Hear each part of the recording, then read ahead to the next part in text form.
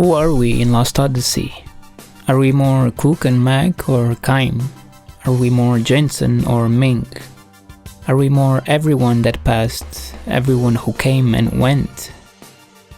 Through Kaim's eyes we see ourselves, not recognize ourselves in them.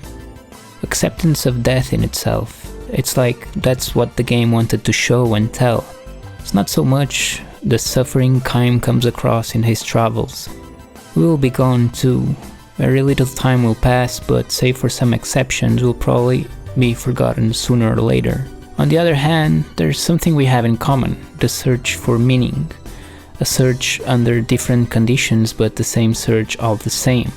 One urgent and the other one to run away from despair on the face of eternity. If Kaim sees everything that ends, if Kaim is witness to all the endings, what's the purpose? In a world where people still exploit other people, even in immortality, we cannot give the first step to be free. In a world where class-based society still exists. In this sense, Lost Odyssey attempts to get historical progress ahead of itself. We have problems to solve before we can start thinking about our mortal nature. This is shown through the relationship between immortals and mortals, the latter being the fountain of knowledge and source of accumulation from which immortals can develop their experience. Without them, there is no living. Lost Odyssey seems to have a lot of what made older RPGs. Weird character interactions, a simplification of the representation of reality, but it matches it with aiming for a bigger level of visual realism that makes things weird, like a baby stuck in an adult's body. It's also very gameplay-y, more gameplay than it might attempt to be.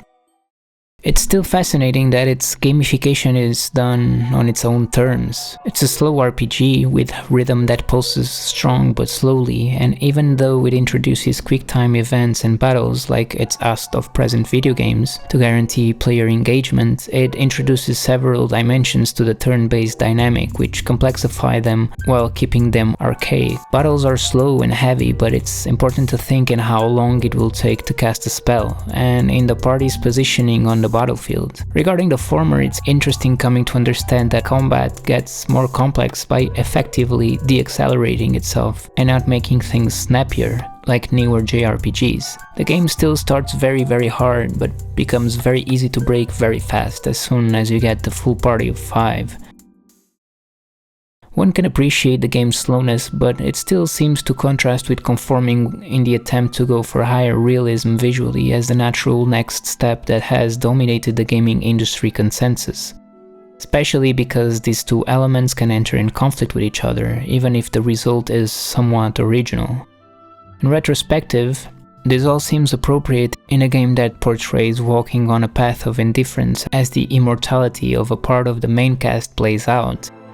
The game suffers from a lack of interest for the topics it brings up in the narrative, although the visual novel segments bring some of these topics to life.